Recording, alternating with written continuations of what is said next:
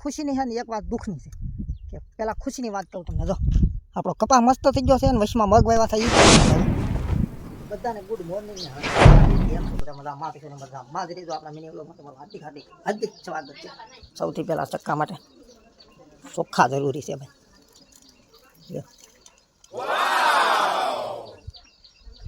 તો હાલો ચોખ્ખા નહીં આપણે જવાનું છે માડીએ જાત નથી મગ વાવ્યા પછી ભાઈ ધીમે ધીમે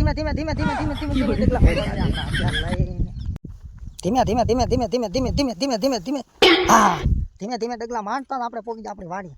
પછી એક વાત ખુશીની છે ને એક વાત દુઃખની છે કે પહેલાં ખુશીની વાત કહું તમને. જો આપણો કપા મસ્ત થઈ ગયો છે ને વચમાં મગ વાવ્યા થાય એ પણ ઉગી જાય.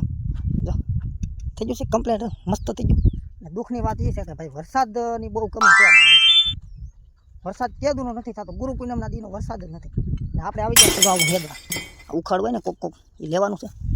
તો હાલો ઝપટ બોલાવવા મળી કેમ કે ભાઈ પાયરા વિના તો છુટકારો શેર નહીં. તો હાલો ધીંગાણું કરી દઈ ચાલુ તમને પણ બતાવી દઉં. લો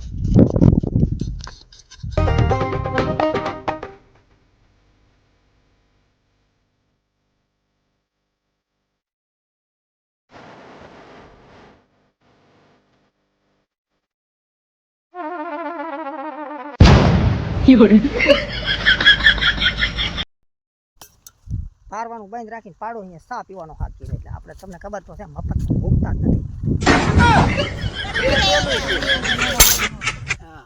આનો ખોટો સડાઈને પાછા આવી ગયા આપણે દાંતડી પાછા નીકળવા મળી.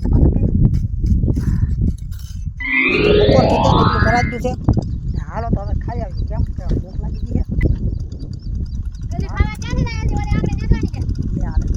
હવે એ આવીને વેચશું. હવે અત્યારમાં ભૂખ લાગી છે સાચું કે નહીં. હું તો ભાઈબંધ થડી ગયો ખાવા. બે કામ કે ભૂખ લાગેલી હતી. પૂરા બેન ને તું ખાવાનું બધું આવેલા આવે નહોતું ખાવાનું તારે કેમ ભૂખ લાગે એટલે ખાવું તો પડે ને ભાઈ. તો હાલો જમી આવીએ હવે. તો આ બેનને નહોતું ખાવું ને પણ તોય દાબા મીના. તો જમવામાં છે પનીરનું શાક, છાશ ને કેરીનું આથું. એટલે જામી જવાનું છે. પૂજા કરી લઈ ફટાફટ.